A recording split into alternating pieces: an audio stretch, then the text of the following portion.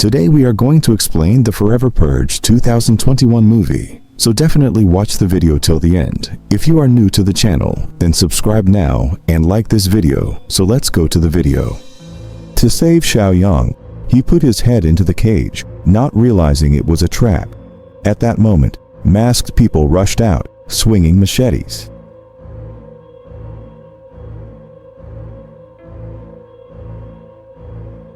Clearly, they were waiting for someone to fall into their trap, watching the woman plead. These people showed no mercy, taunting her. They pressed a switch, and a nail gun came down, scaring the woman into tears. But they weren't satisfied and pressed the nail gun again, getting closer to the woman. At the critical moment, her colleague rushed in to save her. After knocking down one masked person, he fought another. Since the opponent had a machete, Lao He defended desperately, barely blocking the attack. After kicking Lao He away, the masked person charged to finish him off. Luckily, Lao He reacted quickly, hitting the opponent's leg with a stick, turning the tables. After defeating the masked person, Lao He hurried to rescue the woman still locked at the iron gate. He broke the mechanism with an iron rod, freeing the woman and getting her out of danger. But just then, the first masked person who was knocked down suddenly sprang up, taking Lao He down. However, he was no match for the two of them. The woman used an iron rod to choke the masked person from behind, dragging him under the mechanism, ready to fight fire with fire. As Lao He pressed the switch, the masked person was instantly killed. However, the two who escaped were not happy at all because today is the National Purge Day.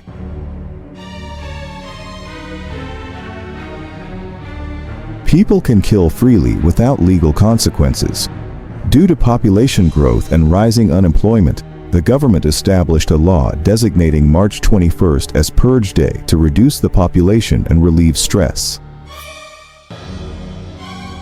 So, on the day before Purge Day, people drop everything to rush home, as being outside means death. When night falls, a large group of criminals take to the streets, killing in the name of purifying society, earning them the name purgers. Before Purge Day begins, the government broadcasts on TV, reminding people to stay safe because during this time, all police, fire, and medical services will cease until Purge Day ends. The wealthy install defense systems at home, turning their houses into fortresses, while the poor can only lock their doors and pray the purge doesn't come to them. With the sound of a siren, Purge Day officially begins. Lisa felt especially nervous after hearing the siren because a colleague jokingly said they would kill her.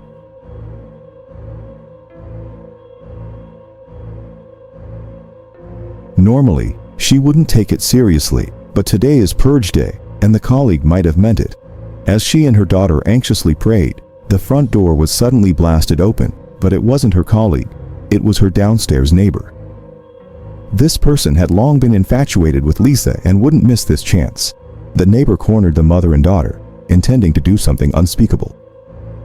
But before they could act, a noise outside interrupted, infuriating the neighbor. Not knowing who dared to interrupt, they grabbed a gun to confront the intruder, only to find another group had broken in. Seeing this, Lisa quickly took her daughter to hide in the kitchen. Through a crack, she saw a group of fully armed purgers. Terrified, they covered their mouths, afraid to make a sound. But despite their efforts, they were discovered. However, these people didn't shoot. Instead, they seemed to follow orders and took them outside.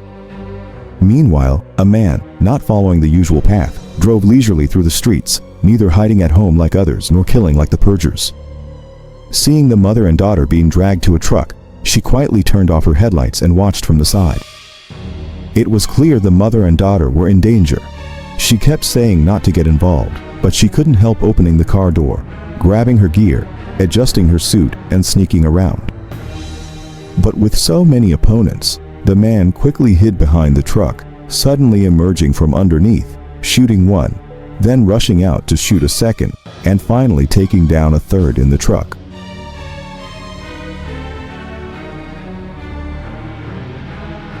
He then scanned the area to see if there were more. Clearly, the man wasn't ordinary. Despite not wanting to get involved, the mother and daughter clung to him like a lifeline, forcing him to let them follow. But as the three returned to the roadside car, the man found two more people inside, a young couple hiding from the purgers. As they argued, the man from the truck stood up again, aiming a Gatling gun at them. With no choice, the man had to take the four burdens and run, charging through the Gatling gunfire. Luckily, the man's car had reinforced steel plates, preventing any harm, and so the five embarked on a journey to escape, but the dense Gatling gunfire caused car trouble after a few miles. With no choice, they abandoned the car. The man packed his things, ready to leave alone, because the four were useless and only dragged him down. Seeing the man about to leave, they desperately pleaded, fearing they wouldn't survive the night without him. Just then, Lisa's mother suddenly told the man she could get a car. Her friend lived nearby and had a car. Her words tempted the man, as walking was too slow, but he didn't expect Lisa was lying. She did have a friend, but they didn't have a car. To convince the man, she pretended to call her friend and then told him the friend agreed to lend them the car. With coaxing and deception, the man finally agreed to take them along, but the streets were too chaotic, with bullets flying from unknown directions. They hugged the walls to avoid danger. The friend's house was nearby, but following the man's instructions, they wouldn't have had any problems. But another team member acted on their own, accidentally stepping into a trap and getting dragged away by a steel cable. Just then, a sniper shot from a nearby house almost hit them. Worse, a large group was charging towards them.